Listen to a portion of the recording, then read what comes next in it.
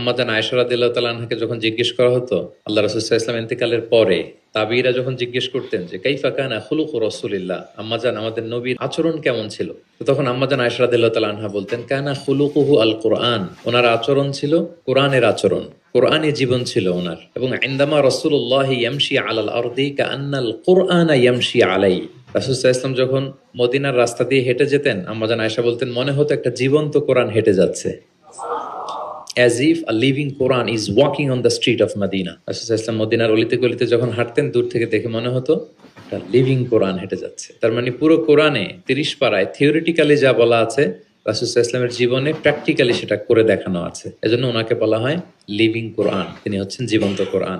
এবং এই কোরআনকে রিসিভ করতে যেয়ে তিনি অনেক কষ্ট সহ্য করেছেন, আমরা জানি। তিনি কোরআনের ভার বহন করেছেন। কোরআন কিন্তু খুব হেভি একটা বাণী, যেন তেন কোনো কথা নয়, এটা আল্লাহর কালাম। এজন্য আল্লাহ তাআলা বলছেন ইন্না সানুলকি আলাইকা কওলান সাকিলা, নবী হে আমি খুব ভারী হেভি ওয়েট বাণী আপনার কাছে নাজিল করতেছি। এটা সাধারণ বাণী না। ওটের উপর বসে থাকা অবস্থায় যখন রাসূল সাল্লাল্লাহু আলাইহি ওয়াসাল্লামের উপর কোরআন নাজিল হতো, ওট মুহূর্তের মধ্যে দাঁড়ানো থেকে বসে যেত, ভার সহ্য করতে না পেরে।